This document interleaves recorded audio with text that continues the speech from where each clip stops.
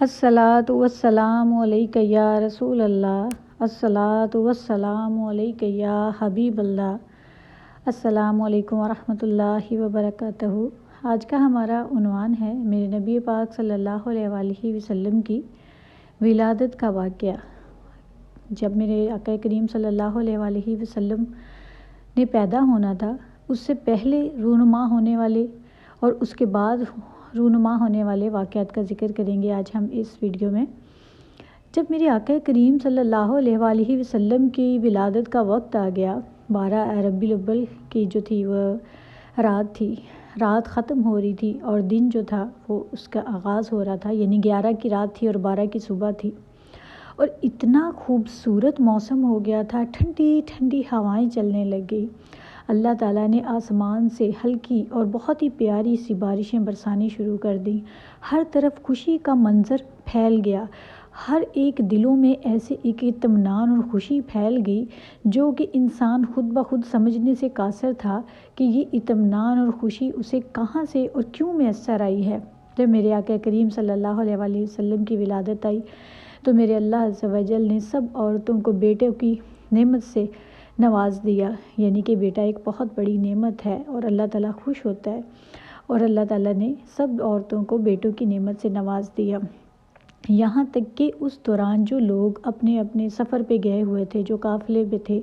جو کسی کاروبار سے ریلیٹڈ اپنے کام کرنے کے لیے گئے ہوئے تھے، وہ بھی اتنا منافع کما کر لوٹے۔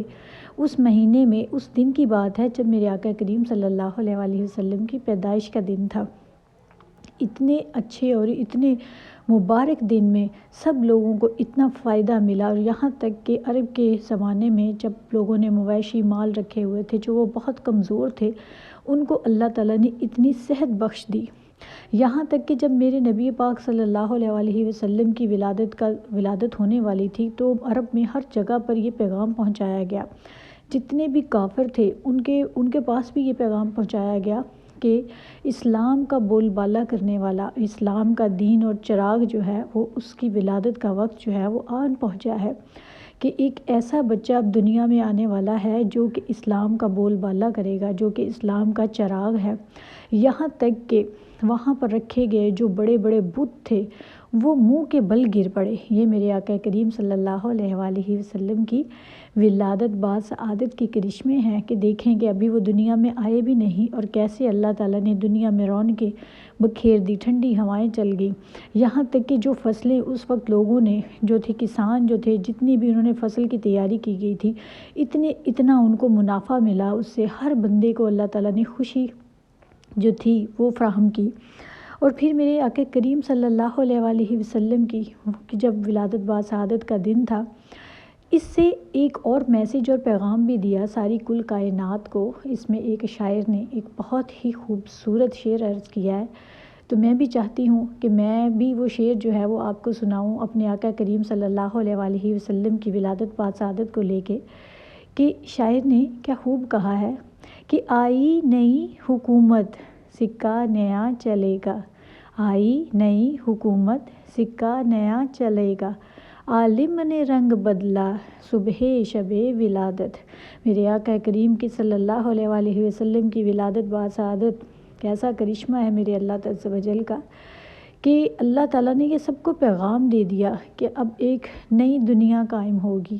اب ایک نئی حکومت آئے گی اور نئے رسم و رواج چلیں گے، اور میرے آقا صلی اللہ علیہ وآلہ وسلم کے اصولوں اور حکموں کے مطابق ہی سب کو زندگی بسر کرنی پڑے گی۔ دیکھ لیں ان کے آنے سے پہلے بھی اللہ نے ہمیں یہ میسیج دے دیا، اور میرے آقا کریم صلی اللہ علیہ وآلہ وسلم نے خود تشریف فرما ہو کے اپنی ولادت باسعادت کے بعد ہم سب کو یہ پیغام دے دیا، اور آخری دم تک میرے آقا صلی اللہ علیہ وآلہ وسلم ہمیں دین اور اسلام اور صحیح راستے پر چلنے کی ترغیب دیتے رہے اور تعلیم دیتے رہے۔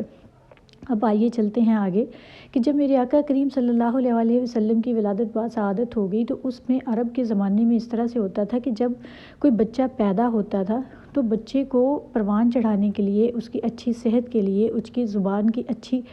جو تھی روانی کے لیے، اس کی اچھی جو تھی وہ پرورش کے لیے، جسمانی طور پر اس کو جو تھا وہ دوسرے شہر میں یا گاؤں میں بھیجا جاتا تھا، جن کے پاس اچھے مویشی ہوتے تھے ان دائیوں کے سپرد کر دیا جاتا تھا تاکہ بچے کو دودھ پلایا جائے اور اس کی جو نشو و نما ہے وہ اچھے طریقے سے ہو۔ اب جب میرے آقا کریم صلی اللہ علیہ وآلہ وسلم کی ولادت بعد سعادت ہوئی تو بہت سی دائیاں جو ہیں وہ اپنے گھروں سے نکلی،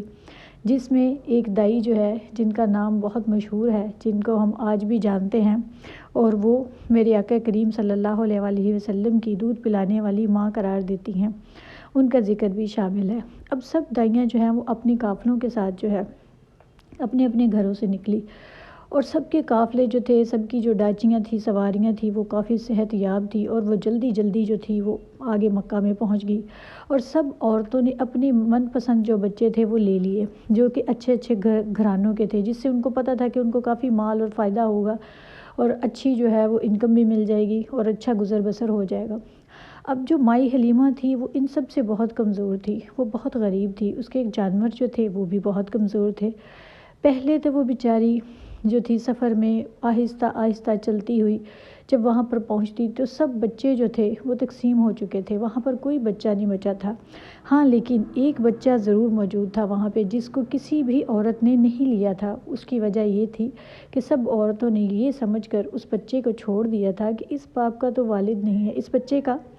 والد نہیں ہے، تو اس کی کیا انکم ہمیں ملے گی، اس سے ہمیں کوئی فائدہ نہیں ہوگا، اس لیے انہوں نے اس بچے کو وہیں پہ چھوڑ دیا، یعنی اس بچے کو گود نہ لیا۔ تو مائی حلیمہ جب سب سے آخر میں پہنچی تو انہوں نے سوچا کہ خالی ہاتھ واپس جانے سے بہتر ہے کہ میں اس بچے کو ہی گود میں لے لوں، تاکہ کوئی بات نہیں کہ میں نے خالی ہاتھ بھی تو یہاں سے واپس جانا ہے، کہ کیوں نہ میں اس بچے کی ہی پرورش کر لوں۔ خیر مائی حلیمہ یہ جاننے سے قاصر تھی کہ جیسے ہی وہ اس بچے کو اپنی گود میں لے گی، اس کی گود جو ہے وہ بھی بھر جائے گی، اور اس کی زندگی جو ہے وہ بھی بدل جائے گی۔ وہ یہ بات جاننے سے قاصر تھی کہ جس کو نبیوں کے سردار کو، امت کے غمخوار کو، رحمت للعالمین کو وہ اپنی گود میں لے رہی ہے، وہ کل کائنات کے سردار ہیں، وہ میرے آقا ہیں، میرے پیارے نبی صلی اللہ علیہ وآلہ وسلم ہیں۔ کیا مقدر ہے ان کا، کیا شان ہے اس ماں کی اور اس بی بی حلیمہ کی، جس کی یہ شان کہ اس نے میرے آقا کریم صلی اللہ علیہ وآلہ وسلم کو اپنی گود میں اٹھایا۔ وہ میرے آقا کریم صلی اللہ علیہ وآلہ وسلم کہ جن کا ایک جسم مبارک کا ایک ذرہ بھی ہم سے ٹچ ہو جائے تو ہمارے جسم پر جہنم حرام ہو جاتی ہے، اور جس نے پورے کے پورے میرے آقا کریم صلی اللہ علیہ وآلہ وسلم کو اپنی گود میں اٹھا لیا تو کیا ہی درجے پا لیے انہوں نے۔ جب یہ ذکر شروع ہوتا ہے تو واللہ عالم، میرا اختیار اپنے اوپر نہیں رہتا، کیونکہ میرے آقا کریم کی ذات ایسی ہے کہ ان کے بارے میں بات کرتے ہوئے پتہ ہی نہیں چلتا کہ میں کب اشکبار ہو جاتی ہوں۔ تو معذرت چاہتی ہوں اپنے سننے والوں سے، اگر سمجھنے میں یہ سننے میں کوئی پریشانی پیش آئے تو ہم بات کر رہے تھے، تو جیسے ہی مائی حلیمہ نے میرے آقا کریم صلی اللہ علیہ وآلہ وسلم کو اپنی گود میں بٹھایا، اٹھایا، اور جیسے ہی اپنی سواری پر سوار ہوئی تو جو ڈاچی اتنی کمزور تھی، جو چل نہیں پا رہی تھی، وہ اتنی تیزی سے میرے آقا کریم صلی اللہ علیہ وآلہ وسلم کو لے کر اپنے گھر کے دروازے تک پہنچ گئی، اور جیسے ہی میرے آقا کریم صلی اللہ علیہ وآلہ وسلم جو تھے وہ تشریف لائے حضرت بی بی حلیمہ کے گھر میں، جب رات ہو گئی تو گھر میں اتنا نور پھیل گیا، اتنی روشنی ہو گئی۔ جب ساری رات گزر گئی تو جتنے بھی گاؤں والے تھے وہ ساری رات یہی سوچتے رہے کہ شاید راتوں رات اس کو کوئی خزانہ مل گیا ہے حلیمہ کو، جو اس نے اپنے گھر میں اتنی بڑی بڑی لائٹیں روشن کر لی ہیں، کیونکہ اس دور میں بجلی نہیں ہوتی تھی، لوگ دیے جلاتے تھے اپنے گھر میں، چراغوں کے ساتھ روشنی کیا کرتے تھے۔ تو گاؤں والوں کو یہ محسوس ہوا کہ وہ اتنی امیر ہو گئی ہے، یا اس کو اتنا کوئی مالدار بچہ مل گیا ہے کہ جس کے والدین نے کچھ ایسا مال فراہم کر دیا ہے مائی حلیمہ کو کہ اس نے اپنے گھر میں اتنی بڑی روشنیاں جو ہیں وہ جلا لی ہیں۔ جب صبح ہوئی سارے گاؤں والے اس کے پاس آئے اور ان سے پوچھا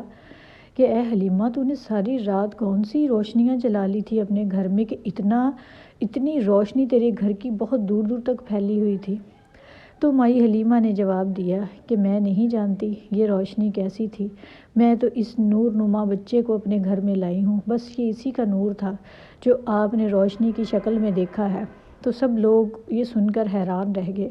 ایسے ہی میرے آقا کریم صلی اللہ علیہ وآلہ وسلم جب تھوڑے سے بڑے ہوئے تو وہ حضرت بی بی مائی حلیمہ سے کہنے لگے کہ اماں، میں بھی آپ کے بچوں کے ساتھ اپنے بہن بھائیوں کے ساتھ کھیلنے کے لیے باہر جانا چاہتا ہوں۔ چنانچہ مائی حلیمہ نے ان کو اجازت دے دی۔ جب وہ اپنے بہن بھائیوں کے ساتھ باہر کھیلنے کے لیے گئے تو ان کے بہن بھائیوں نے ایک عجب معاملہ دیکھا کہ کچھ لوگ آئے ہیں اور وہ میرے آقا کریم صلی اللہ علیہ وآلہ وسلم کو لے کر ایک سائڈ پر چلے گئے ہیں۔ ان بچوں نے سب کچھ دیکھا اور وہ پریشان ہو گئے، اور پریشانی کی عالم میں جب وہ گھر واپس آئے تو انہوں نے حضرت بی بی حلیمہ سے کہا کہ اماں جان، آج ہمارے بھائی کو کچھ لوگ لے کر چلے گئے۔ مائی حلیمہ کو جیسے ہی پتہ چلا وہ انتہائی پریشان ہوئیں۔ اس کی وجہ یہ تھی کہ وہ ایک امانت تھے، وہ حضرت بی بی آمینہ کے امانت تھے۔ وہ بھاگی بھاگی ان کے پیچھے گئی اور کھیتوں میں جا کر دیکھا کہ میرے آقا کریم صلی اللہ علیہ وآلہ وسلم ایک کونے میں گمسم سے اور خاموشی سے بیٹھے ہیں۔ تو حضرت بی بی حلیمہ نے فوراً سے سوال کیا کہ بیٹا کیا ہوا ہے میرے لال، کیا بات ہے، آپ اتنے خاموش کیوں بیٹھے ہیں؟ تو میرے آقا کریم صلی اللہ علیہ وآلہ وسلم نے فرمایا کہ اماں، آج 4 آدمی آئے تھے جنہوں نے سفید لباس پہنے ہوئے تھے۔ وہ میرے پاس آئے اور انہوں نے میرا سینہ چاک کیا اور پھر اس کے اندر کچھ داخل کیا اور پھر اس کو بند کر دیا۔ دیکھیں کوئی نشان بھی نہیں ہے، کوئی چیز نہیں ہے۔ مائی حلیمہ نے یہ سنا اور وہ پریشان ہو گئی کہ ایسا یہ کیا معاملہ ہوا ہے۔ تو وہ فوراً سے پہلے میرے آقا کریم صلی اللہ علیہ وآلہ وسلم کو لے کر حضرت بی بی آمنہ کے پاس تشریف فرما ہو گئی اور کہنے لگی کہ میں بہت پریشان ہوں، مجھے ایسا لگتا ہے کہ آپ کے بیٹے کے ساتھ کوئی جادو کا معاملہ ہے، کوئی ایسا مسئلہ ہے ان کے ساتھ، کوئی نقصان نہ ان کو پہنچا دے، میں اس لیے ان کو آپ کے پاس واپس لے آئی ہوں، آپ اپنے بیٹے کو اپنے پاس واپس رکھ لیں۔ تو اس وقت حضرت بی بی آمنہ رضی اللہ تعالیٰ عنہا نے فرمایا کہ میرے بیٹے کو کچھ نہیں ہو سکتا، کیونکہ اس کی پیدائش سے پہلے مجھے بہت سی بشارتیں اللہ تعالیٰ کی طرف سے ملی ہیں۔